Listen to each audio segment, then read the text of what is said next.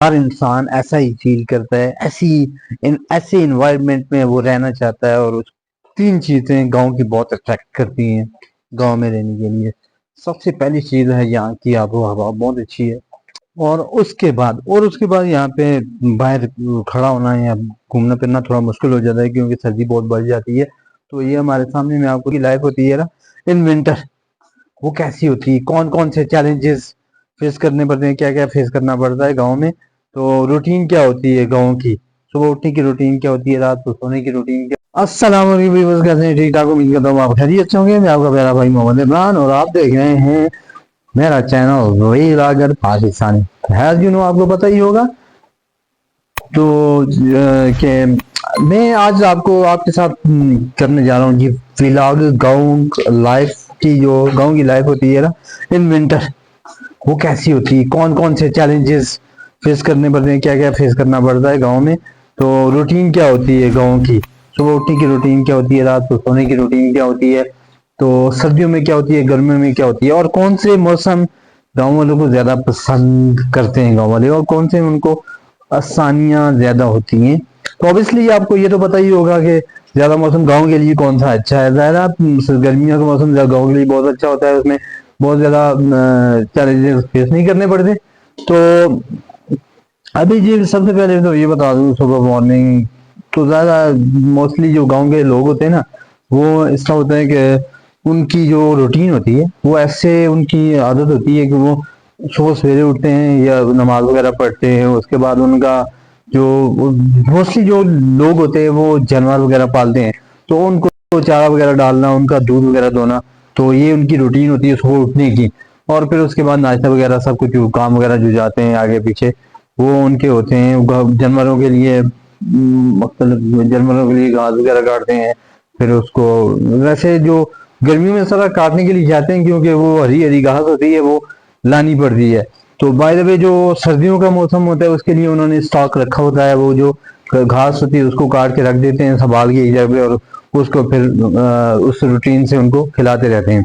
तो ये तो आ गई सुबह की बात, आ गई रूटीन आ गई। उसके बाद जो होती है फिर यहाँ का मौसम, या गांव का जितना भी मौसम है ना, तो यहाँ विंटर में आपको पता है गाँव, हर गांव में सर्दी होती है। तो उससे बचने के लिए वो तो जाहिर है एक मौसम में फिर धूप वगैरह अगर ना हो तो फिर घर में ही उसको आग वगैरह जला के वो अंगीठियाँ वगैरह, वो मैं आपको वीडियो में बताऊंगा कैसी अंगीठी होती है। तो वो उसमें करते हैं, कमरे में जला के उसको कमरे में गर्म करके फिर वो इस्तेमाल करते हैं। तो अभी तो मैं अपनी इस जगह की बात बता रहा हूँ, जो मेरा गांव है ये एबटाबाद से तकरीबन कोई 20 किलोमीटर की फासले पर है मेरे ख्याल से, आई थिंक इतना ही बनता है। तो अगर मुझे प्रॉपर इसका एग्जैक्ट पता नहीं, बट इतनी ही है। तो ये तकरीबन एक 45 या 50 मिनट्स की ड्राइव है गाड़ी पे। तो ये इसका जो हमारा ये गांव है ना, हम क्योंकि गांव से थोड़े दूर है, हमारा जो 10-15 जो घर हैं हमारे, जितने भी खानदान के लोग उनके ही हैं, बाकी यहाँ पे कोई नहीं है। जो हमारा गांव है, हमारा गांव से हमारा डिस्टेंस थोड़ा ज्यादा, थोड़ा सा डिस्टेंस है तकरीबन 10 मिनट का, वो ऊपर है। तो हम नीचे रहते हैं। तो यहाँ पे क्या होता है कि यहाँ पे इस तरह है कि जो धूप है ना वो तकरीबन सुबह आती है जी, तकरीबन कोई 9 बजे आती है, सर्दियों की बात कर रहा हूँ मैं। तो और तकरीबन फरवरी तक 2 बजे तक रहती है, और उसके बाद फिर वो चली जाती है। उसके बाद हो जाती है फिर सर्दी। और उसके बाद यहाँ पे बाहर खड़ा होना या घूमना फिरना थोड़ा मुश्किल हो जाता है क्योंकि सर्दी बहुत बढ़ जाती है। तो ये हमारे सामने मैं आपको दिखाऊंगा कि बिल्कुल सामने ये बहुत बड़ा जंगल है। ये आप देख सकते हैं बहुत बड़ा ऊपर की तरफ। वैसे तो यहाँ से इतना लग नहीं रहा, लेकिन बहुत बड़ा जंगल है। तो ये हमारी मस्जिद है, हमारे जिस घर के पास ही है। ये एक बहुत बड़ा जंगल है।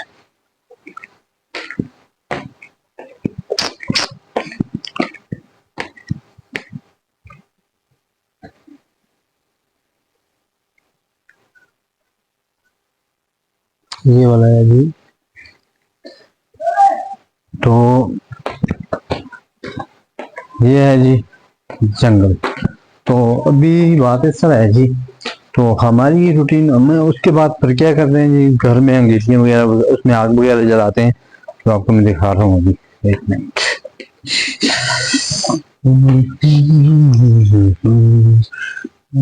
ये वो अंगीठी है जिसमें आग जलाते हैं। अभी आग जल रही है और मैं अभी आग सेक ही रहा था। मैंने सोचा अभी ला कर लूँ। आपको बता रहा हूँ, ये है जी, इसका पाइप वगैरह होता है, धुआं वगैरह इससे बाहर निकलता है। ठीक है, ये देखिए, इससे धुआं वगैरह बाहर निकलता है।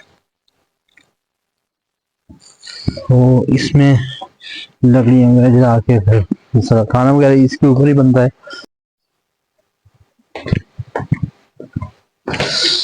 मुझे तीन चीजें गांव की बहुत अट्रैक्ट करती हैं गांव में रहने के लिए।